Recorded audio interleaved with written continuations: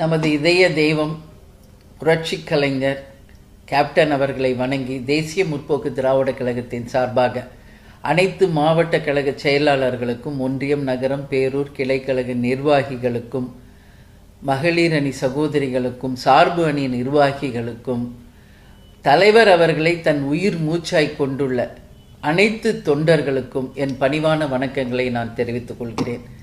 வருகின்ற ஜனவரி 9, 2026 மக்கள் உரிமை மீட்பு மாநாடு 2.0 கடலூரிலே பாசார் கிராமத்திலே நடக்க இருக்கின்ற நமது மாநாட்டை மிக பிரம்மாண்டமான வெற்றி மாநாடாக அமைத்து தந்து, அந்த வெற்றி உங்களுக்கான வெற்றி என்பதை இந்த நேரத்தில் தெரிவித்துக் கொண்டு அனைவரும் தவறாமல் இந்த மாநாட்டில் கலந்து கொள்ள வேண்டும் என்று கேட்டுக்கொள்கிறேன்.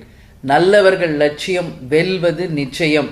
நமது முரசு 8 திக்கும் வெற்றி முரசு கொட்டும் என்று கூறி விடைபெறுகிறேன். நன்றி, வணக்கம்.